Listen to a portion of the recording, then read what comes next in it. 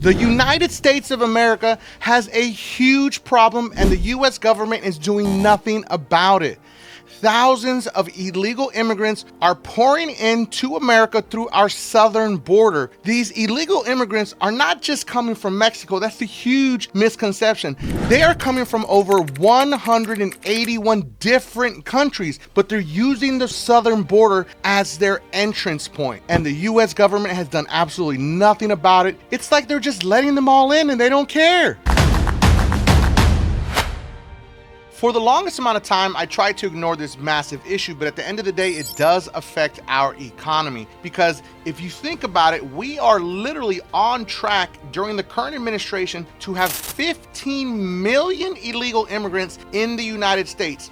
And this isn't about Mexicans that are coming in to the actual United States. It's about other illegal immigrants that are coming from other countries coming in through the the borders of Texas, California.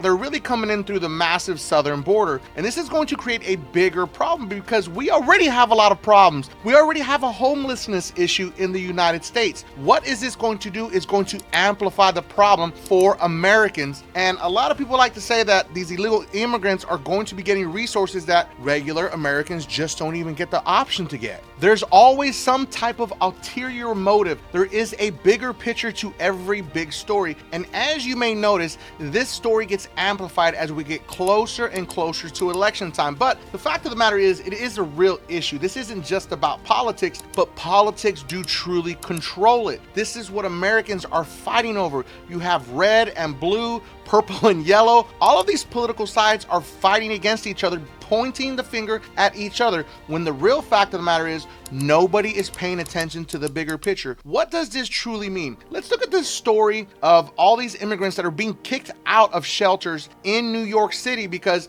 after they've been there for a certain amount of time, they have to leave and they have to actually reapply. And what's going to happen to those people? They get kicked out on the street until they can reapply. New York City is evicting 3,500 migrant families from the shelters where they are currently housed. The New York Times reports families who've been at the shelters longer than 60 days will have to reapply for the shelter beds. Educators fear hundreds of migrant children will be forced to change schools or face long commutes. They say it could be the biggest disruption to education since the pandemic. Did you pay attention to the end of that actual story? One, that's 3,400 or 3,500 people that are going to be displaced. They have nowhere to go. They're most likely going to be sleeping on the streets. But these children are getting resources and they're not actually U.S. citizens, which is really crazy if you think about it, because nobody sees the bigger picture. Our school system is already strained. This is happening in California, Texas, Chicago, Miami, and also, as you saw right here, New York. All the major metropolis cities is where these people are being bused to,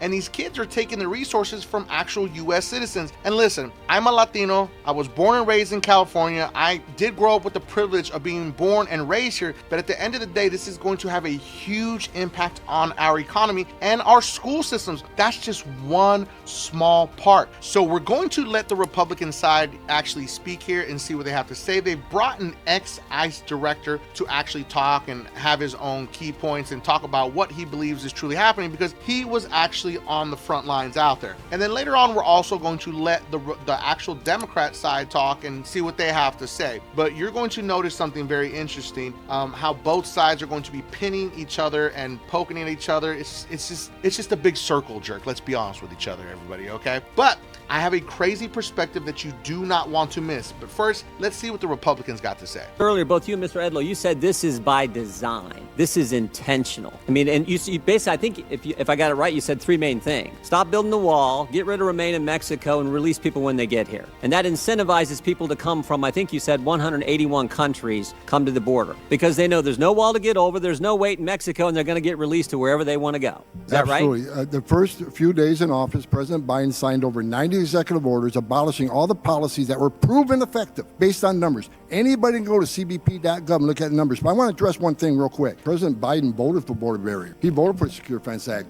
Why did he stop building them then? Because this is political. There's no other reason. I'll ask anybody, what is the downside unless illegal immigration? What's the downside in having a secure border? What's the downside unless women get sexually assaulted? What's the downside unless children get drowning in the river? What's the downside unless fentanyl coming to this country to kill thousands of Americans? What's the downside unless trafficking, sex trafficking of women and children? What's the downside and billions of dollars not being made by the cartels? You're asking yourself, but why? Why are the Democrats allowing this? It's not just the Democrats and it's not just the Republicans. It's both of them. At the end of the day, America needs immigrant workers. America needs cheap labor. Because has anybody not noticed how difficult it is to actually get a hotel room just like that on the spot? Oh, I'm sorry, we don't have enough rooms right now. We're a little short-staffed on housekeepers. Or maybe when you go order your burger, it's taking way longer, and guess what? There's not very many employees there. Or my favorite, who's going to pick the vegetables that you're putting on your table every day? Americans just don't want to work, and Americans are asking for more money. So what do you think they're going to do? They have to replace us. They have to replace you. That's just how it works. It's been working like this for decades. This is not something that's very uncommon. But let's see exactly what the Democrats have to say. And as the head of USCIS, do you think that 1,600 more asylum officers to process asylum applications would help to reduce the backlog and therefore not incentivize more people to come? If those officers were going to be placed for affirmative asylum applications for people who have been in the pipeline for a number of years, yes. However, Great. that is because not you know what what was in the President Biden supplemental? $755 million for USCIS to hire 1,600 asylum officers to go through the keep backlog. pointing the finger. Now, Mr. Homan, do you think that it would be helpful to hire additional CBP officers, Border Patrol agents, or border processing coordinators so Border Patrol agents can do their job and try to secure the border and fight drug trafficking and human trafficking coming over the border? Would those additional officers have helped you when you were heading that department?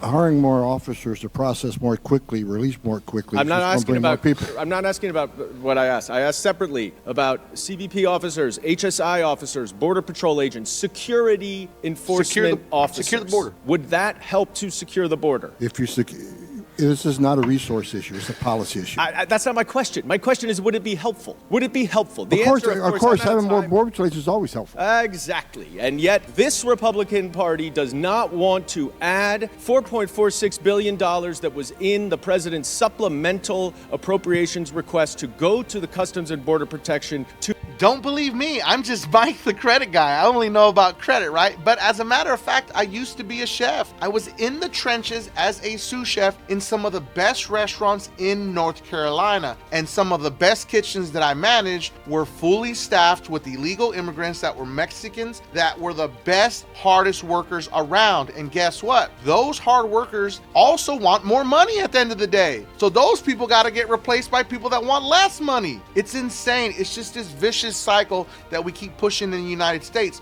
But for some reason, everyone keeps trying to ignore it, acting like it's not even a thing, like it's just the red and the blue just fighting over the power. It's not about that. It's about the slave labor that we still allow in the United States, and we seem to ignore it for some reason. I don't know why, but as a matter of fact, as Americans, we are ignoring it. Let's take a look at this last story that I have right here that is from PBS, and how they did an actual story about undocumented workers and how, at the end of the day, business owners know it. And there's one big business owner in here that you're going to be shocked that they knew they had illegal immigrants working for them, and they supported it until they got caught. So let's take a look at it. The pandemic has exposed much about life here in the U.S., including our reliance on undocumented workers in essential jobs. Paul Solomon explores what's at stake for his latest report for Making Sense.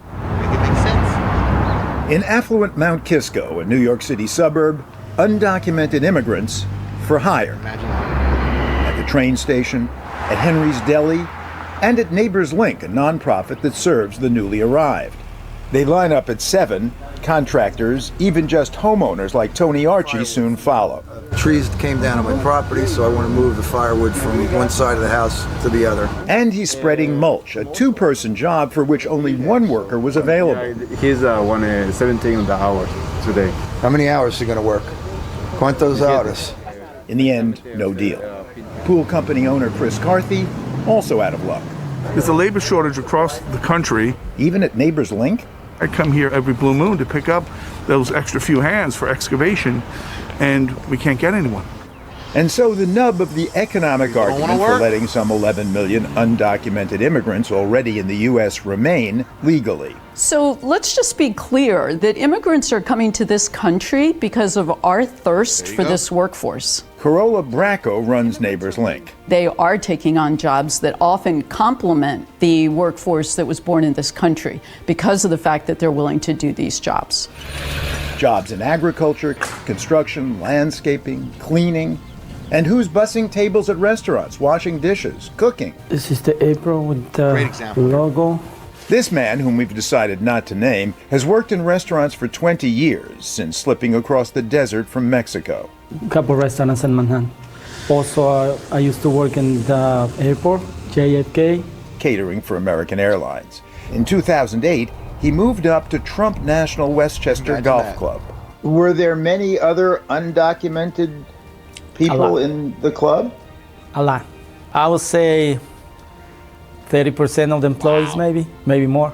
In the grounds, kitchen, wait staff, maintenance, we're pretty much all over the club, illegal people. Did people know that you were undocumented? Yeah. The people who hired you? Yeah, they know. How do you know they know? This is the card that I told me this is too fake for accepted. How could they not have known, he says, given that they noted the obvious inauthenticity of his ID? So I gotta get another one. I gotta spend another $45. Both bought on the street from people hawking fake IDs.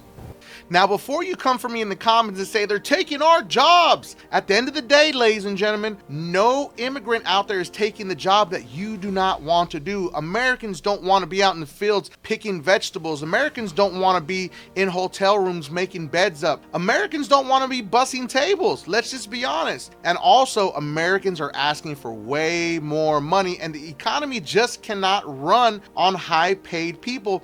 And what's happening now is a lot of these youngsters are asking for more money, which I don't blame them. I really don't. And things are becoming more unaffordable. What's going to help bring it down? Cheap labor. As much as Americans don't want to admit it, that's just a fact. And if you don't like the cheap labor, then guess what? Elon Musk is making robots. Yes, he's making robots to replace humans. It's on the way. One robot's going to cost a business $32,000 or $33,000, and that's it. They're done. So I want you to understand, I don't want you to argue in the comments. It's okay to agree to disagree. Just don't be disrespectful with each other. But drop it in the comments. Tell me what you think about this. Tell me what your thoughts are on the Republicans and the Democrats. Whose side are you taking? I'm not taking either one of them. This is a great video, I think. So I hope you enjoyed the video. Make sure you watch the next video because it is about Capital One and how to upgrade your credit card if you're stuck with a crappy credit card with Capital One. And if you felt that I brought you some value in this video, don't forget, subscribe to increase your credit score.